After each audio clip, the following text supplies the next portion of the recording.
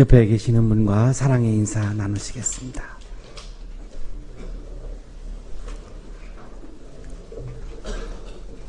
우리 은혜로운 찬양을 해주신 성가대 그리고 관여하는 친구들에게 감사의 박수, 격려의 박수 하겠습니다. 반갑습니다.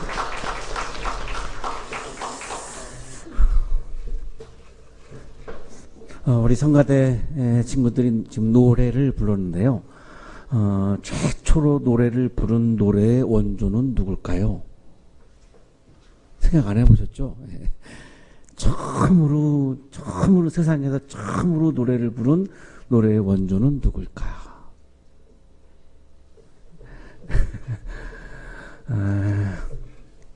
스바냐서에 그 답이 있습니다. 그날이 오면 사람들이 예루살렘에게 말할 것이다. 시온아 두려워하지 말아라.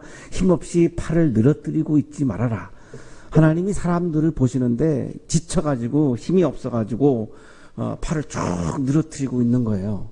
중간고사 성적도 잘 안 나왔고 또 졸업 후에 진로도 불투명하고 기운이 하나도 없는 거예요. 하나님이 그 사람들을 보니까 너무 마음이 아픈 거예요. 그래서 주 너희 하나님이 너와 함께 계신다. 구원을 베푸실 전능하신 하나님이시다. 너를 보고서 기뻐하고 반기시고 너를 사랑으로 새롭게 해주시고 너를 보고서 노래하며 기뻐하실 것이다. 그래서 하나님이 그 지쳐있는 사람을 향해서 사랑하는 마음으로 아주 기쁨의 노래를 부르셔요. 스바냐 3장 17절이 노래의 원조가 하나님이다라고 하는 것을 밝히고 있는 그런 성경 구절인데, 왜 부르느냐면 사람들이 너무나 지쳐 있어서 그 지쳐 있는 사람을 보면서 사랑하는 마음으로 사랑의 노래를 부른 거죠. 사랑의 노래를 우리 사자성어로 세레나데 그렇게 부르는 건데, 하나님이 부르신 노래가 세레나데였던 거예요. 우리를 너무나 사랑하셔서, 너무나 지쳐있는 우리를 사랑하셔서. 축제 때에 즐거워하듯 하실 것이다. 내가 너에게서 두려움과 슬픔을 없애고 네가 다시는 모욕을 받지 않게 하겠다. 그렇게 해서 노래를 부르시는 거를 하나님이 뭐라고 부르셨냐면 축제라고 말씀하신 거예요. 그러니까 막 장사하고 뭐 이렇게 술 파티하고 하는 그런 게 축제가 아니라, 진정한 축제는 지쳐있는 사람들에게 사랑의 마음으로 기쁨을 회복시켜 주시려고 이 노래를 부르는 거를 지금 축제라고 말씀하시는데, 그 축제를 하는 이유는 뭐냐면 두려움과 슬픔을 없애기 위해서 이렇게 말씀하죠. 이게 노래의 의미예요. 노래를 부르는 의미예요. 그래서 여러분들이 조금 전에 노래를 부르셔서 우리들의 두려움과 슬픔을 없애준 거예요. 우리 강 교수님만 없어지고 우리 다른 분들은 다 아직도 안 없어진 거 보니까 다음 주에 계속 해야 돼요. 예. 없어질 때까지 불러야 되니까. 그러니까 요 상태를 축제라고 하신 거죠.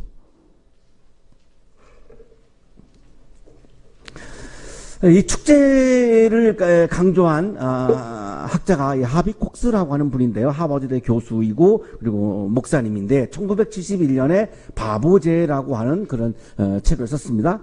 축제를 즐길 수 있는 사람들은 바보들만이 축제를 즐길 수 있지, 똑똑한 이기주의자는 축제를 즐길 수 없다, 이런 이야기를 합니다.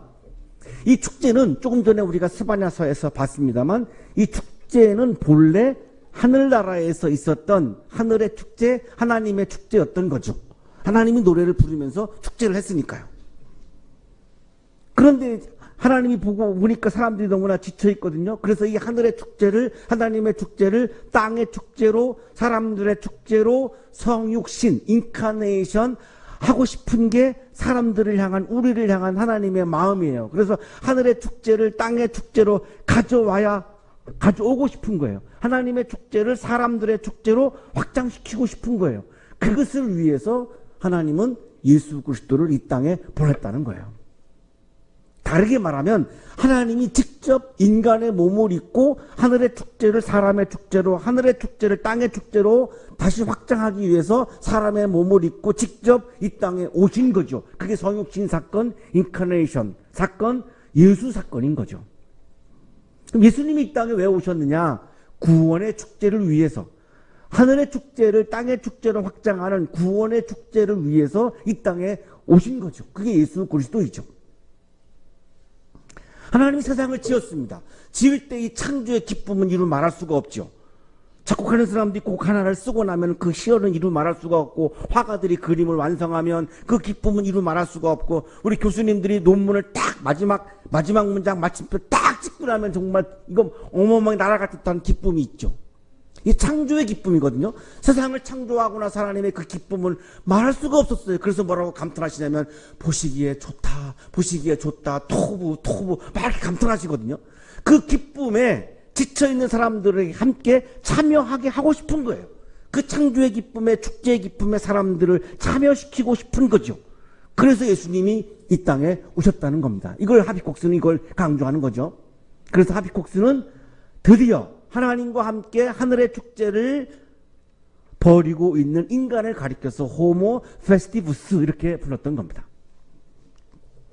이성적인 사고를 하는 인간을 호모 사피엔스라고 부르고, 또 이 도구를 사용하는 인간을 호모 파베르라고 부르고, 또 놀이를 하는 인간을 네덜란드 철학자죠, 하위징하라고 하는 사람이 호모 루덴스 이렇게 불렀는데, 하비콕스는 인간은 호모 페스티부스다. 하나님과 함께 구원의 축제를 즐기는 축제의 인간이다. 그래서 호모 페스티부스 이렇게 불렀던 겁니다. 인용하겠습니다. 인간이란 그 본성으로 미루어 볼 때 노동을 하고 사색을 하는 생물일 뿐만 아니라, 우리가 지금 열심히 노동을 하다가 지금 이곳에 왔고요. 또 점심 식사하시고 어떤 분들은 이렇게 캠퍼스를 걸으시면서 많은 사색을 하시죠. 그것뿐만이 아니라 노래와 춤과 기도와 설화와 경축의 행위를 가지고 있는 존재이다. 노동만 하는 것이 아니라 인간은 노래를 부르고 춤을 추고 기도를 하고 축하를 하는, 축제를 하는 행위를 가지고 있는 인간이다. 존재이다. 여기 경축이라고 하는 말이 결국은 주일 예배입니다. 주일 예배는, 주일은 주님의 날, The Lord's Day, 주님이 부활하신 날의 준말이에요. 그래서 예배는 뭐냐면, 주일날 예배를 드리는 이유는 예수님의 부활을 축하하기 위해서 예수님이 부활하신 주일에 우리가 예배를 드리죠. 안식일은 토요일이고 주일은 일요일이에요. 토요일날 예배를 안 드리고 주일날 예배를 드리는 이유는 예배의 본질은 예수님의 부활을 함께 모여서 축하하는 행위입니다. 따라서 예배학자들은 초대교회 예배는 축제였다 이렇게 기록을 하고 있습니다. 그 축제성이 많이 퇴보했다라고 예배학자들은 그렇게 진단을 하는 건데요. 본래 예배는 축제라는 겁니다. 왜? 하나님을 만나는 그 기쁨이 막 넘치니까요. 축제죠. 예수님의 부활을 축하하니까 축제죠. 예수님의 부활을 축하하면서 나도 나중에 마지막 나팔이 울릴 때에 부활을 믿기 때문에 또 축제이고, 그래서 예배는 축제라고 하는 건데, 그게 바로 호모 페스티부스의 의미입니다.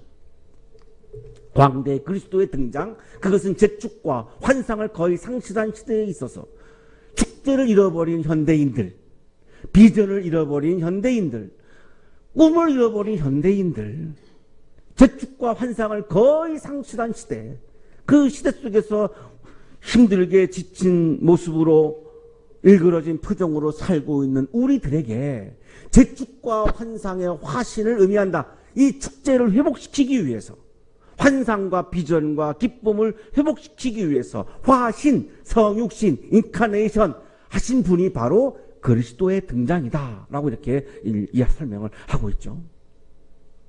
우리가 예배에 오는 이유는, 채플에 오는 이유는 우리가 일상 속에서 잃어버린 그 축제의 기쁨을 회복하기 위해서 이 자리에 오는 거죠.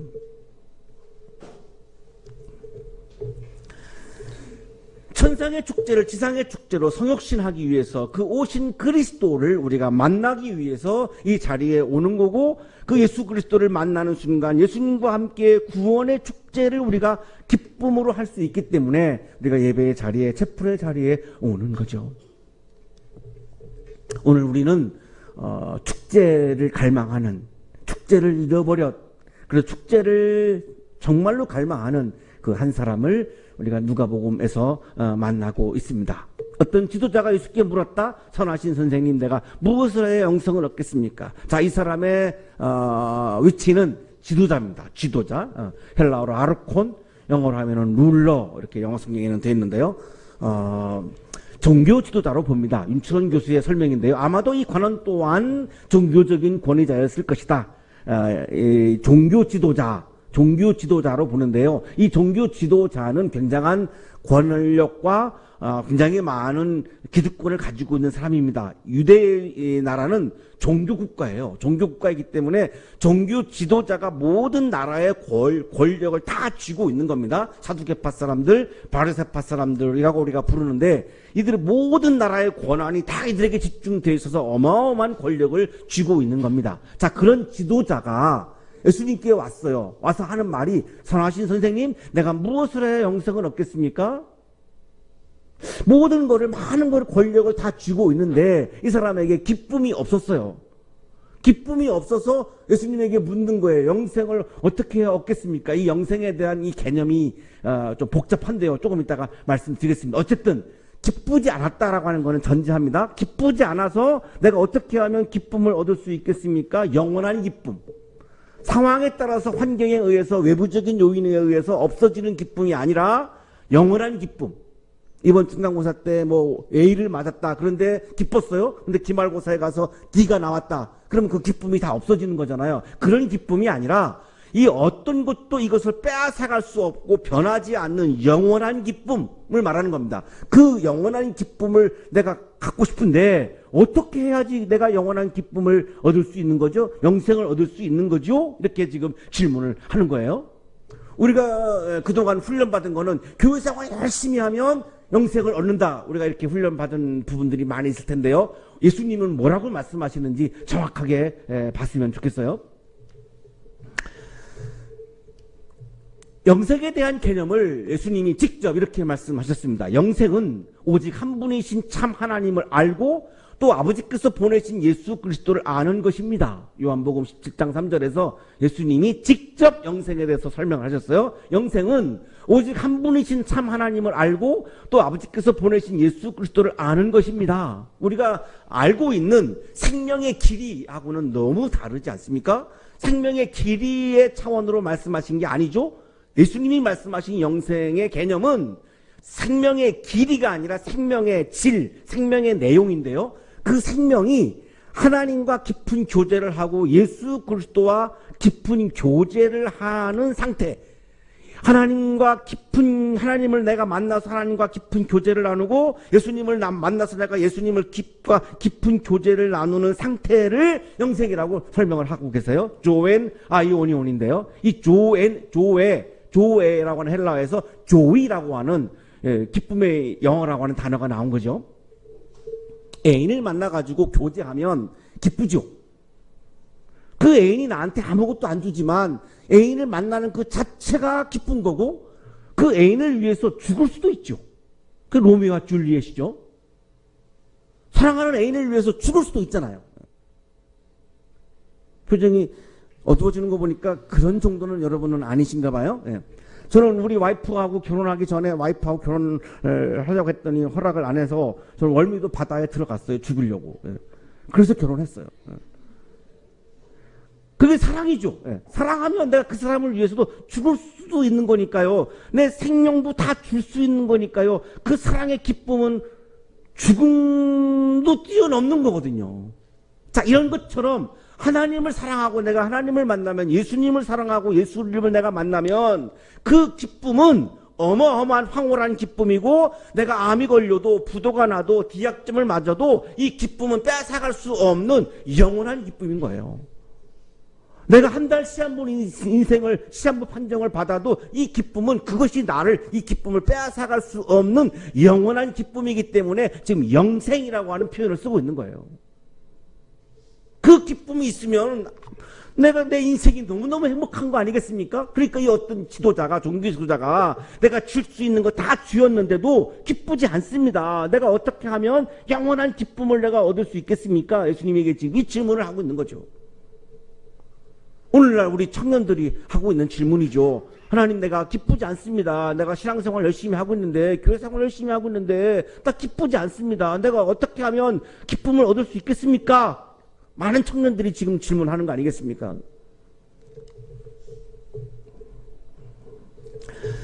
조경철 교수의 주석입니다. 영생은 예수와 교제하는 삶으로서 하나님의 종말론적인 구원을 말합니다.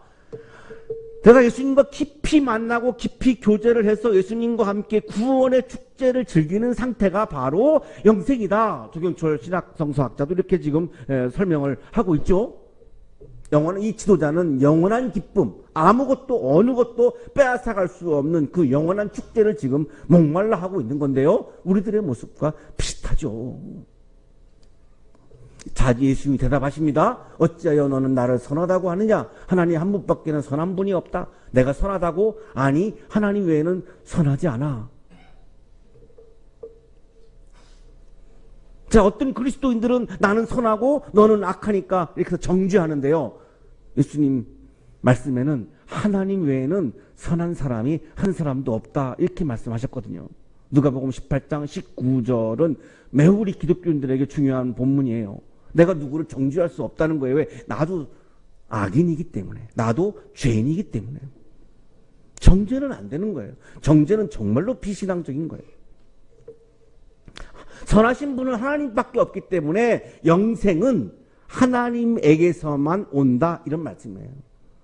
영생의 기쁨은, 영원한 기쁨은 하나님으로부터만 오는 거지, 어떤 명예, 출세, 취업, 오늘 수능 시험 보는데 수능 만점, 이런 것들이 나에게 영원한 기쁨을 주지 못한다는 거예요. 영원한 기쁨은 하나님으로부터만 온다는 거예요. 아멘 안 하시는 거 보니까 다른 데서 온다고 굳건히 믿고 있다라고 보여지는데요. 네, 존중하겠습니다. 존중하겠습니다. 제가 이거 강요하고 그러고 마음은 없어요. 제 믿음은 성경을 읽어보니까 영원한 기쁨은 하나님으로부터만 오는구나. 조금 이제 회개하신 분들이 있는데 그래서 하나님을 붙잡지 않을 수가 없고요. 그래서 하나님을 예배하지 않을 수 없고, 그래서 하나님을 찬양하지 않을 수 없고, 그런 거 아니겠습니까? 너는 계명을 알고 있을 것이다. 간음하지 말아라, 살인하지 말아라, 도둑질하지 말아라, 거짓으로 증언하지 말아라, 내 부모를 공경하여라 하지 않았느냐. 자, 영생의 기쁨은, 영원한 기쁨은 하나님으로부터만 오는데, 자, 그래서 뭐가 중요하느냐? 하나님이 주신 계명이 중요하지. 자, 이 하나님의 계명을 지켜야 하나님과 만날 수 있을 거 아니냐. 하나님의 계명을 안 지키는데 하나님을 어떻게 네가 만나겠느냐. 하나님을 만나려면 하나님의 계명을 지켜야 할 거 아니냐. 자, 하나님의 계명 중에서 10계명을 지금 말씀하고 있고, 10계명 중에서 뒷부분, 모세가 돌판 2개를 받잖아요. 이 두 번째 판에 쓰여 있는 이 계명을 지금 예수님이 지금 말씀하시는 거죠. 하나님의 계명, 하나님의 말씀을 마음에 채워서 하나님의 말씀을 실천해야 하나님을 만날 수 있고, 그래야 하나님으로부터 영원한 기쁨을 받을 수 있고, 그때에서야 이제 영원한 축제, 영생의 축제, 기쁨의 축제를 당신이 경험할 수 있다. 이렇게 대답을 하신 거예요. 그랬더니 이 지도자의 대답이죠. 나는 어려서부터 모든 것은 다 지켰습니다. 맞아요. 유대인들은 6살이 되면 율법을 배우고 12살 때부터는 그 율법을 실천하는 곳으로 나가요. 철저하죠. 철저합니다. 6살 때부터 율법을 배우고 12살 때부터는 율법을 지켜야만 합니다. 이 율법이 그들의 실정법이니까요. 나라법입니다. 나라법. 그러니까 안 지킬 수가 없는 거죠. 그러니까 이 사람이 자신만만하게 난 다 지켰는데요. 율법은 보고 있는데 하나님은 못 보고 있어요. 그러니까 영생의 기쁨이 없는 거예요. 율법을 보느라고 하나님을 지금 못 보고 있는 거죠. 우리도 이거를 보느라고 하나님을 못 보는 것들이 상당히 많습니다. 마찬가지인데요. 지금 이 사람도 율법은 철저하게 보고 있고 철저하게 지키고 있는데 율법에 매몰되어서 하나님은 지금 못 보고 있는 거예요.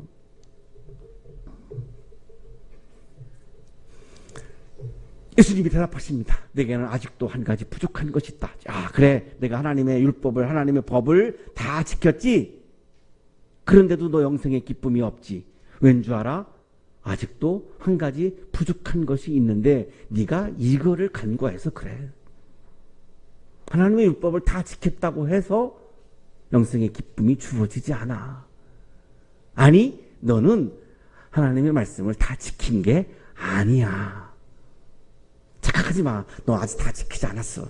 아직 한 가지 지키지 못하고 있는 것이 있어. 22절이 매우 중요한 말씀이죠. 우리가 교회를 다니면 영생을 얻는다 이렇게 생각하시는 분들도 있을 텐데요. 자, 예수님 대답은 그렇지 않죠. 이렇게 말씀하시죠.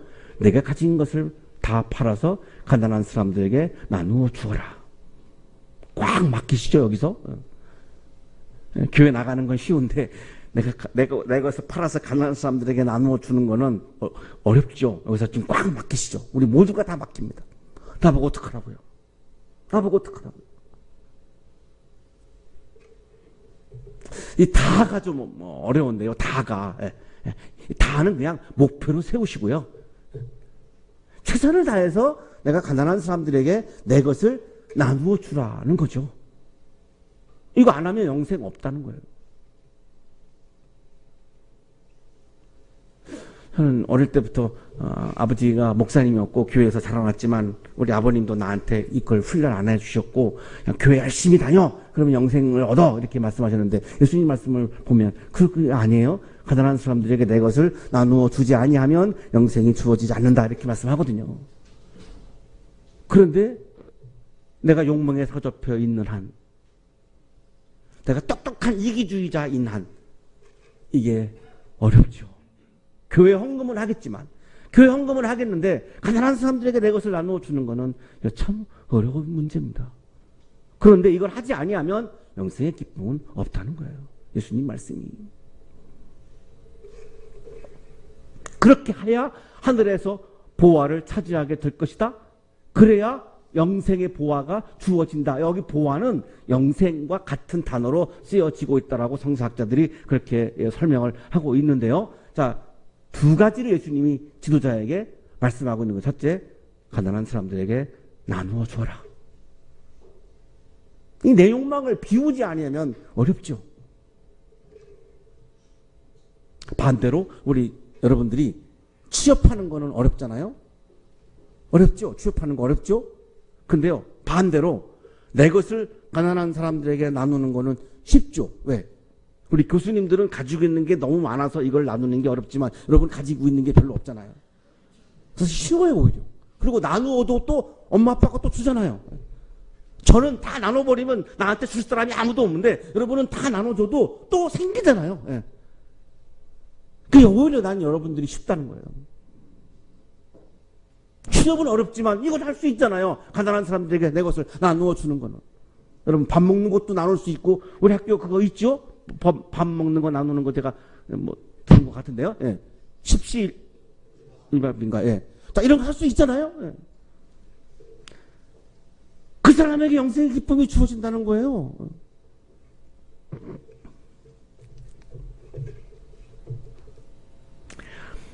하나님의 율법을 다 지켰다고? 너 아직 다 지키지 않았어? 가난한 사람들에게 내 것을 나누어 주지 아니하면 너 하나님의 말씀을 다 지킨 게 아니야. 아직도 부족한 것이 남아있어. 이거죠. 이거를 강조하는 게 사랑의 실천이죠. 그래서 여러분 한양대 참 잘 온 거예요. 한양대 구성원들은 다 영생이 주어진다고 저는 보는 게 사랑의 실천을 하잖아요. 그러면 안 하시는 거 보니까 안 하시는군요. 사랑의 실천 안 하시는군요. 네. 사랑의 실천을 할 때에 예수님과 함께 하는 구원의 축제가 벌어진다는 거예요. 취업이 나를 축제를 주는 게 아니고 학점이 나에게 축제, 구원의 축제를 주는 게 아니고 사랑의 실천을 하는 사람에게 영생의 축제, 영생의 기쁨이 주어진다고 지금 예수님이 말씀하고 있는 거죠. 소화가 많이 안 되실 거예요. 저도 어릴 때부터 다르게 훈련을 받아와서 이 본문을 묵상하는데 참 받아들이기 어려운 부분이 많은데 하지만 예수님이 직접 하신 말씀이기 때문에 수용하지 않을 수가 없었어요. 아, 내가 참 잘못 알고 있었구나. 김득진 교수의 주석입니다. 하늘의 보화, 여기서는 영생을 뜻한다. 내 것을 가난한 사람들에게 나누어 주는 사람들에게 영생의 보화가, 영생의 축제가, 영생의 기쁨이 주어진다. 두 번째, 와서 나를 따르라. 영어 성경에 follow me 이렇게 돼 있죠. follow me가 뭡니까? 예수님이 걸어가는 길을 같이 걸어가는 거죠. 예수님이 걸어가신 길은 뭐죠? 사랑의 길, 평화의 길, 용서의 길, 십자가의 길이죠. 욕망의 길이 아니죠. 우리가 일상 속에서 내가 사랑의 길을 걸어가고 평화의 길을 걸어가고 용서의 길을 걸어가고 십자가의 길을 걸어가고 희생의 길을 걸어가고 예수님이 걸어갔던 길을 내가 같이 걸어가는 사람에게 영생의 보화가, 영생의 축제가, 영생의 기쁨이 주어진다는 거, 이렇게 말씀하신 거죠. 이거를 자꾸 다르게 해석을 해서 예수님을 따르는 거를 자꾸만 다른 거로 얘기하면 예수님의 말씀을 왜곡하게 됩니다. 예수님을 따른다는 게 뭡니까? 예수님의 길을 같이 걸어가는 게 예수님의 길을 따르는 거, 이거 상식 아니겠습니까? 그럼 예수님의 길은 뭡니까? 사랑의 길, 평화의 길, 용서의 길, 십자가의 길이잖아요. 욕망의 길이 아니잖아요.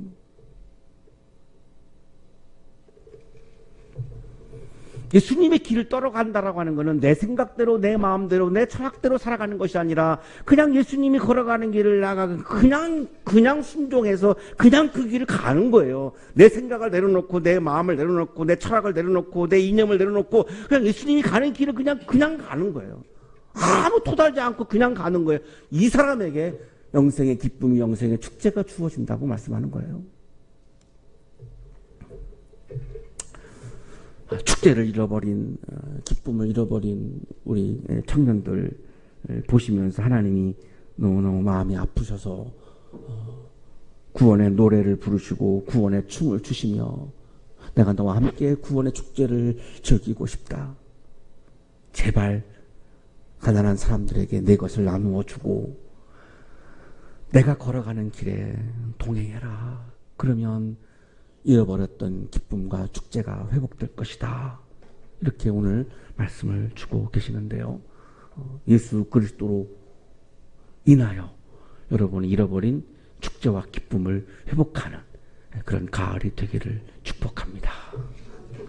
거룩하신 주님,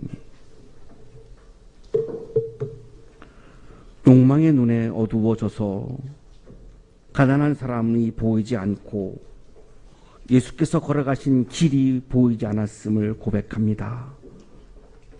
믿음에 믿음을 더해 주셔서 믿음으로 가난한 자에게 나의 것을 나누어 주고 예수께서 걸어가신 사랑의 길을, 사랑을 실천하는 길을 힘차게 기쁘게 걸어갈 수 있도록 인도해 주옵소서. 예수 그리스도 이름으로 기도하옵나이다.